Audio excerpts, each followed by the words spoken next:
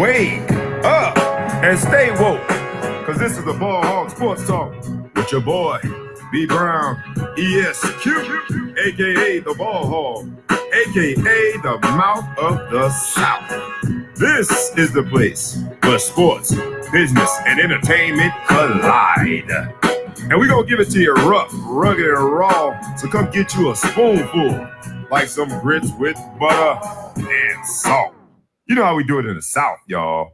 Make sure you do not get caught in your feelings. Strap on your seatbelt and enjoy the ride. Come on, let's go.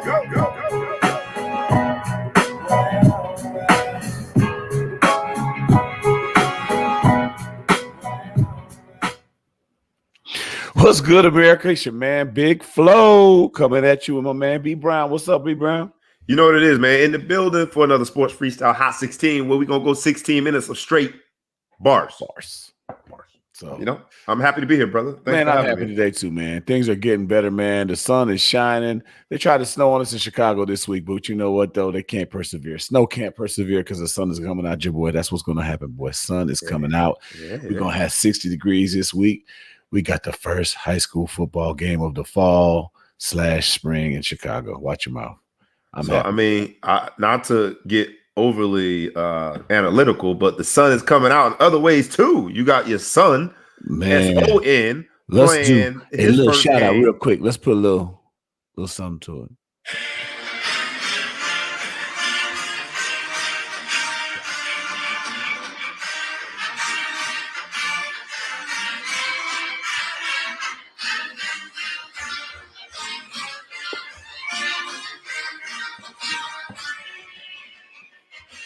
All right, y'all get the point. Respect, man. Let them know what that is, baby. Respect, boy. That's the fight song. Reggie Florima Jr., the second, Brethren, Lil Ridge, what you want to call him, just committed to Northwestern University this week, man.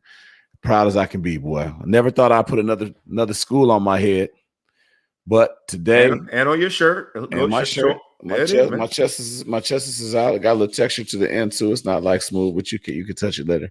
But my son's gonna stay home, man. I'll be 40 minutes up the street. He's gonna be in my hometown of Evanston, playing for Northwestern Wildcats. Embarrassing. In high school, we were the Wildcats. And you know what? When I grew up, I never knew how sorry that was. So I talked about it the other day, and I said, "You were the kids, like the kittens." And I tried to deny it, but I thought about it. Like that was us. Northwestern was the cats, and we were the kids.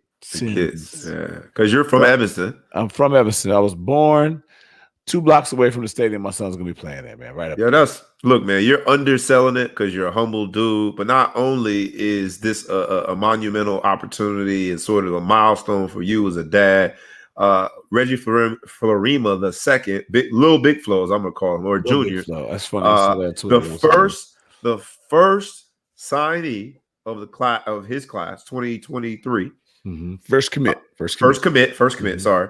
And overall, I saw that he's like probably top 5 highest recruit ever at Northwestern. So you're underselling it, bro. You're underselling it. Off, fam. I'm gonna say that. They said it was the number 6 recruit, ranked all time under the Fitz era.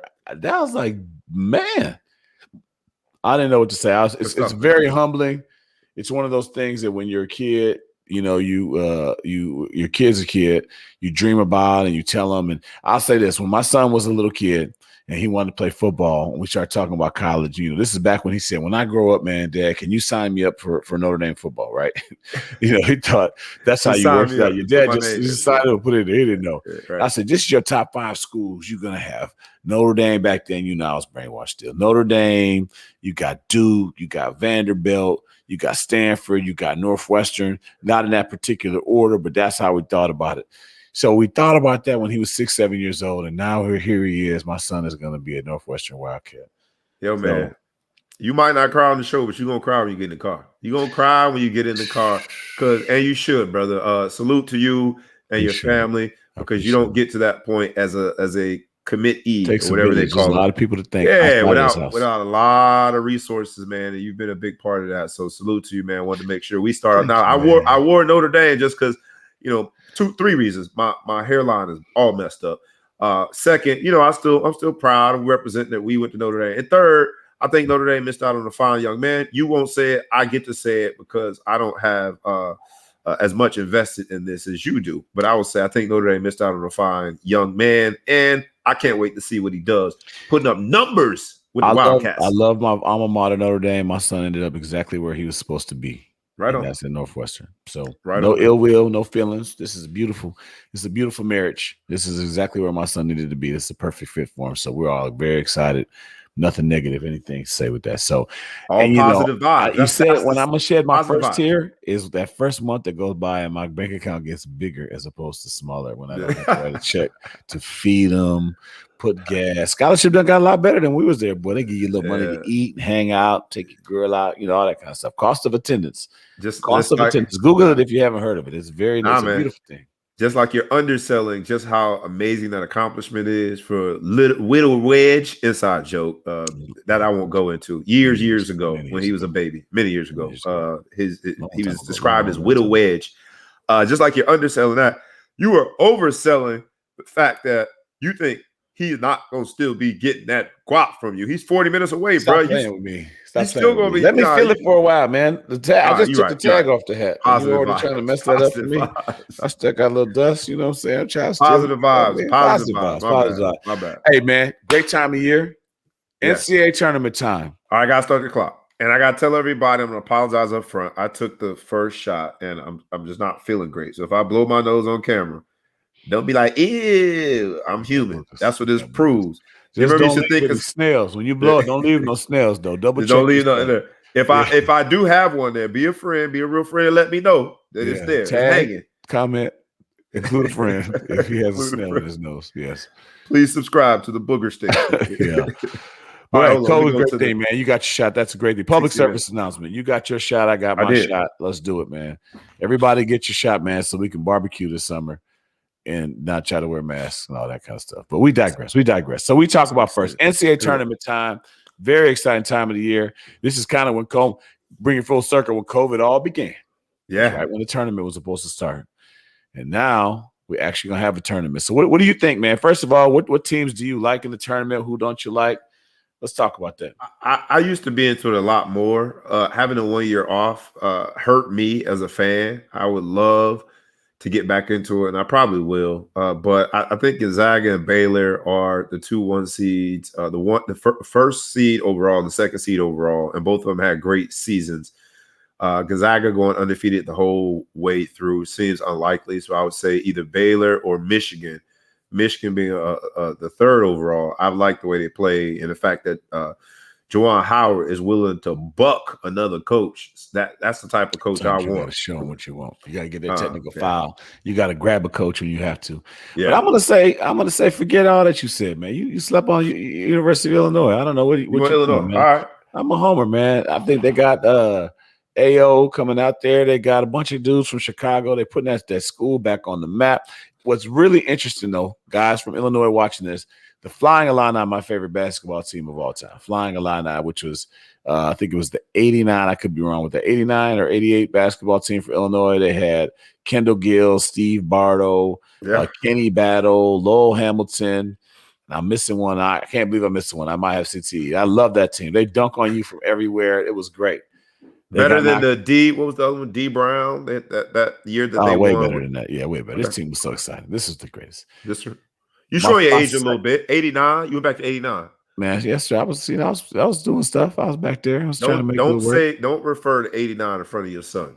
In front of my son, because never heard of it. He's gonna call you little. I read about that year once. It was in the books, but they lost in the Final Four to Michigan. So I'm looking at Michigan as the number one seed. I said, man. But my second favorite team of all time in basketball, second favorite team of all time basketball was the Fab Five. Yeah. That's because they were my age, so I really liked that. It was kind of cool. And I guess maybe third or probably UNLV with Grandmama and them. But I think those are the squads. But you know what? It's lining up right. I think shout out to the Big Ten. Now that I'm, Big Ten Nation. Two teams, they're number one seeds. That's pretty good. U of I beat the brakes off of Michigan last time they played without their best player. They beat their face. So let's see, you know what I'm saying? We'll see what's going on. But I'm going to get into the tournament a little bit. It's a little bit conflicting for me because Illinois is just starting football on Saturday. Right. So I'm in football mode mentally. But I'm gonna quickly turn that around and get into basketball mode. I turned on the TV today at about 12:35 because that used to be on Thursdays. But while it is sort of this coming of age in respect to COVID, it's still not the same, right? Because of COVID, they're all going to be playing Indianapolis. Because of COVID, we don't have the normal Thursday games where everyone's taking off. What is taking off anymore? What is playing hooky from the office anymore? That just means walking downstairs from your home office. It's still an asterisk next to it. But I knew we used to love to steal those vacation days, right? You go to lunch for 6 hours. 6 hours. You come back drunk as hell from lunch, and you're like, yeah, man, I got this report to fill out, then I'm going to go home. Yeah. And then if you could get Friday, and usually you could do it Thursday or Friday. I'm in sales, so a lot of times we have an event for those days. We have the customers buy, and I steal the other day and try to do whatever. But this time I'm at the house. I'll be right here. I'll be sitting just where you're seeing me. Those were the best emails. So when you stole the 6 hours and you came back and tried to send an email. Like a whole bunch of typos. Heck out of it. Do whatever. They say it was the biggest loss of production, they say, in the United States. Those days. So the NCAA tournament, we'll be backing those pretty deep. But throughout the whole tournament, though, I'm going to have high school football. So you're going to be seeing a lot of mixed reviews and what's going on. Make sure you keep us abreast, man. Let's, little Reg, who's not little at all anymore. Make sure you give us some updates. I was supposed to be in Vegas last year at tip-off of the first game, which everyone says is an atmosphere like no other.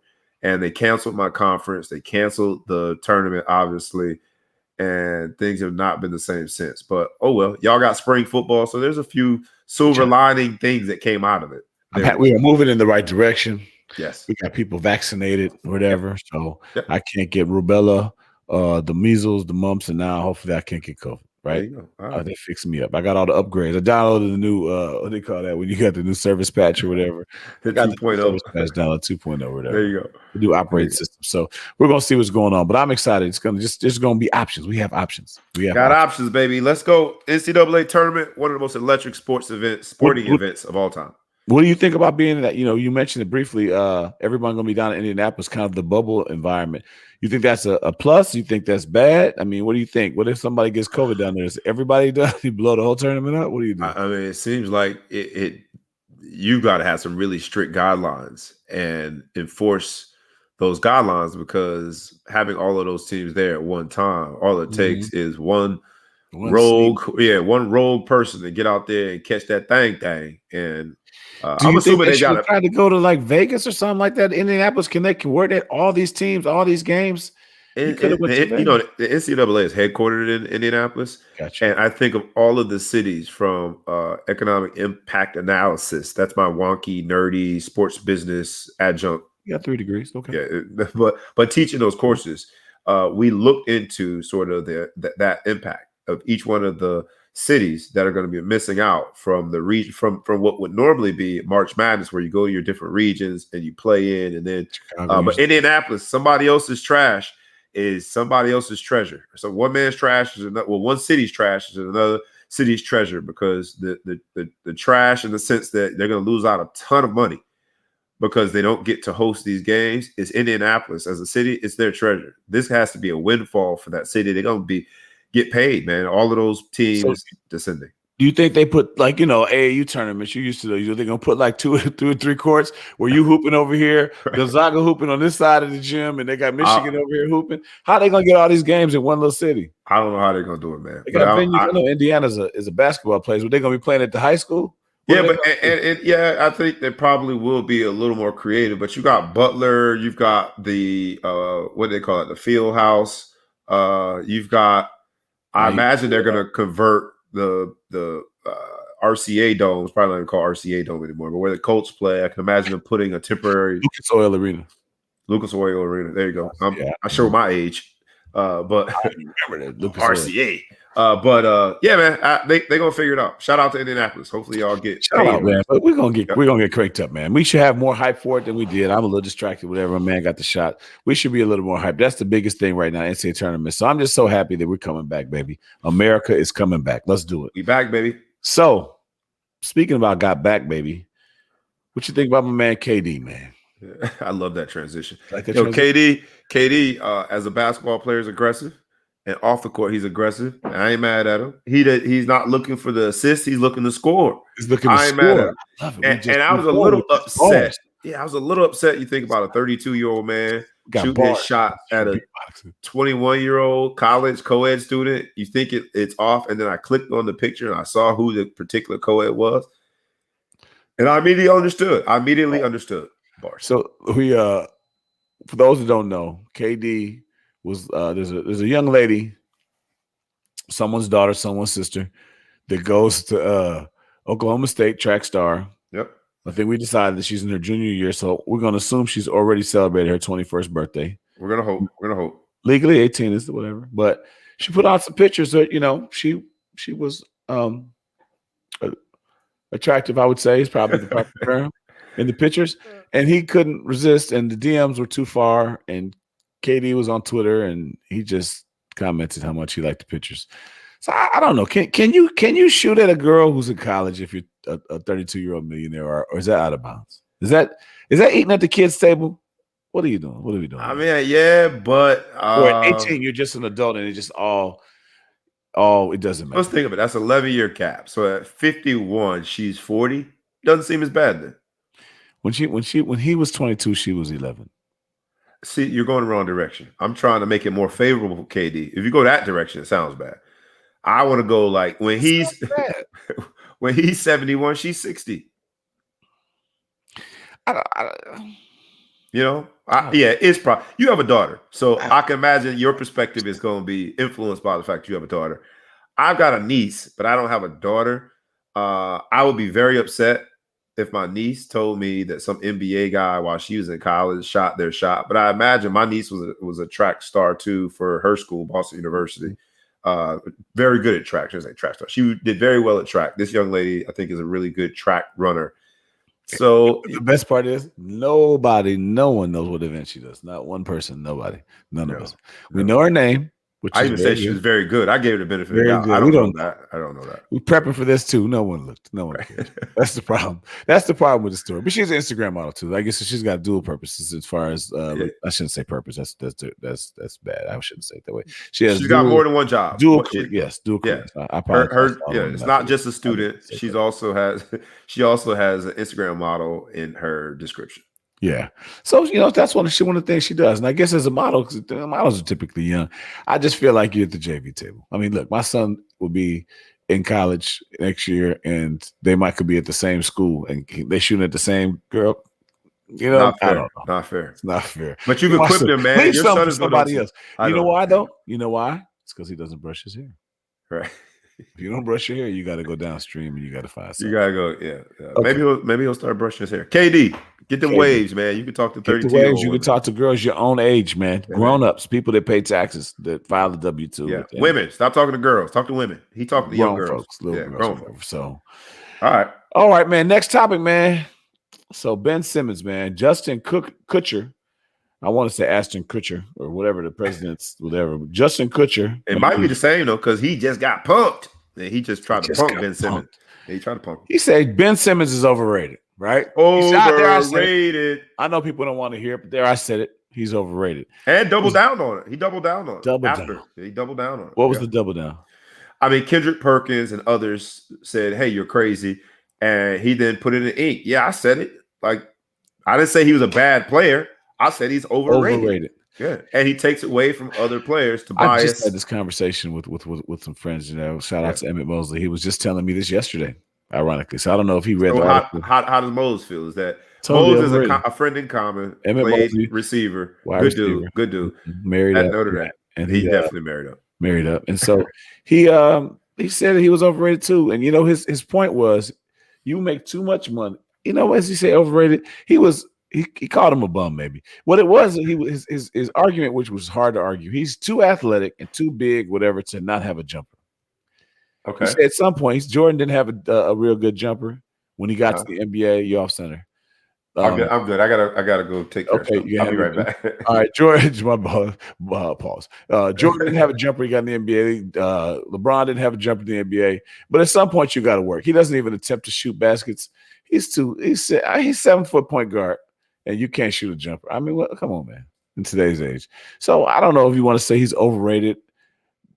because he is who we thought he was, right? That's what they said he was, and he's agreeing with it. I don't know. The challenge is that it's tough for me to say that he's overrated at the same time that they're giving the Greek Freak so many props right now because he's bigger. He's bigger than Ben Simmons and plays more of a front court role, but he's as jump shot challenged as anybody.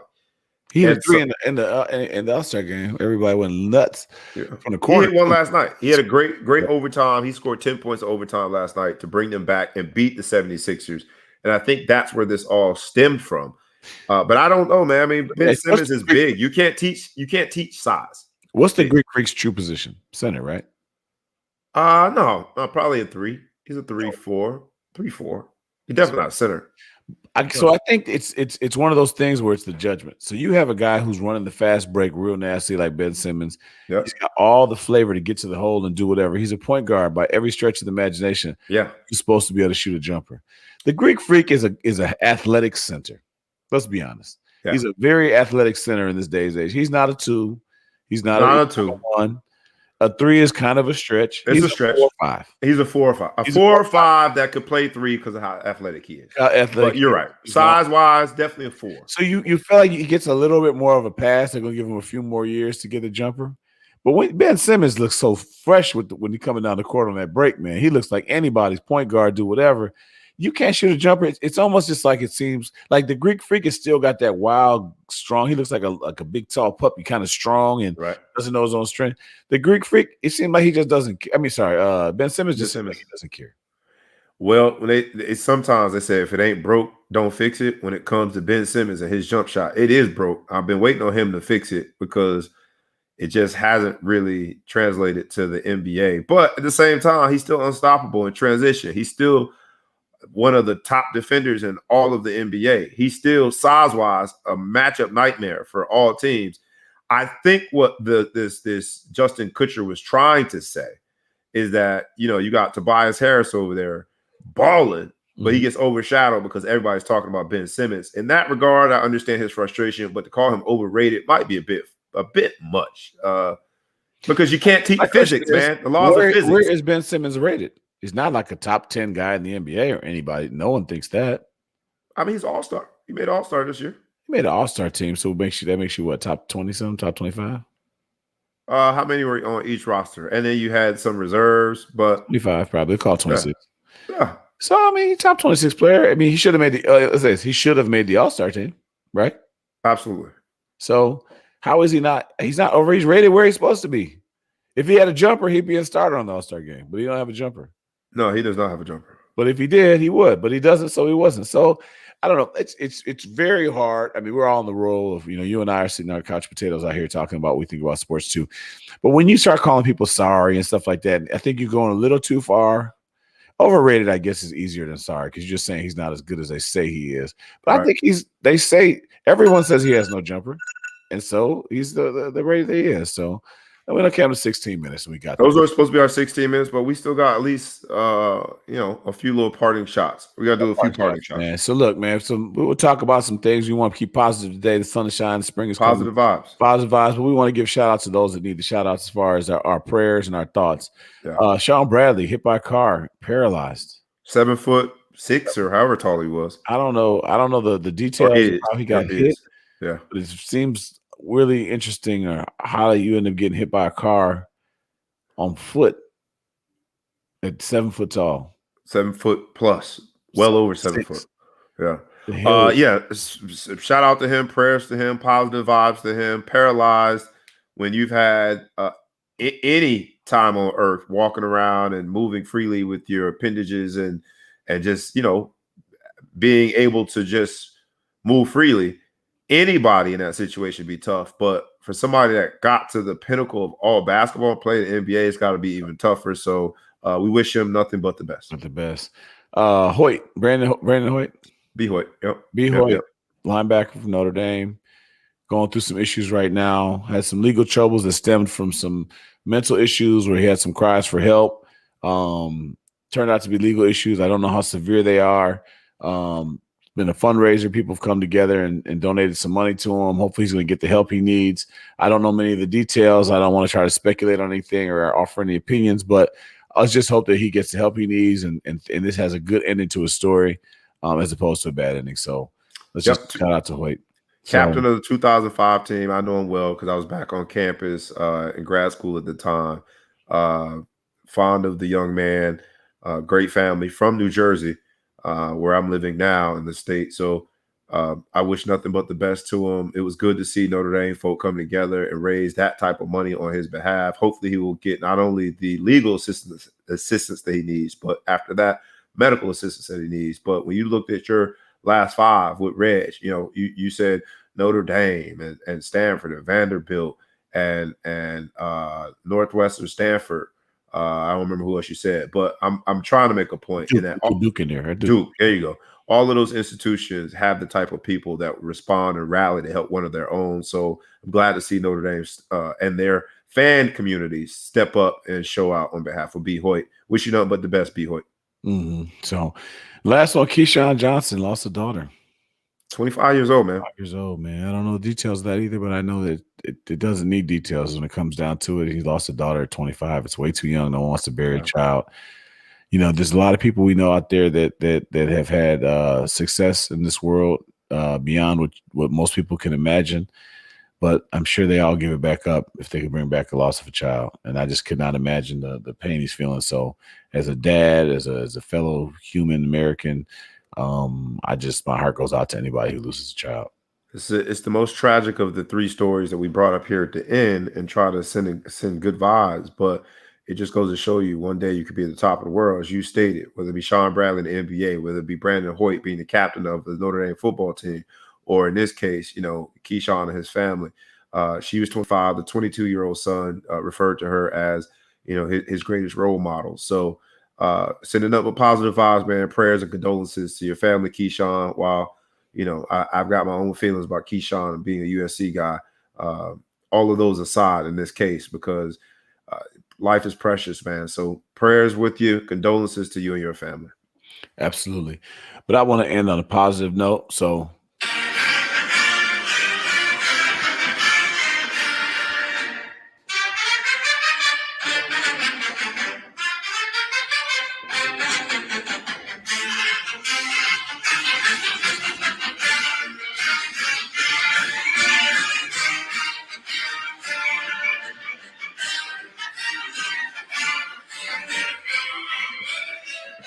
You gotta learn the words, man. You gotta learn the words. You know what's funny though? I say this about fight songs. Don't you feel like you've heard that one before?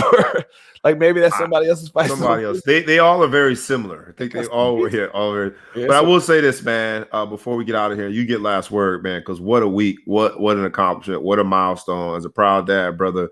I'm the father to two sons, and we're in the sports realm. I know that all the sacrifices that you put in, all the nights, all the encouraging messages, all of the letdowns after games that you had to talk him through, it all paid off, man. This is the beginning, not the end. I'm looking forward to seeing great things from him, but really happy for you and your family, bro. That's real.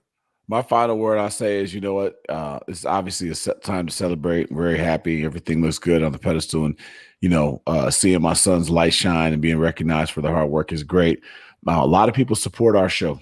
A lot of people support this. I just want to give a shout out to everybody who supported my son.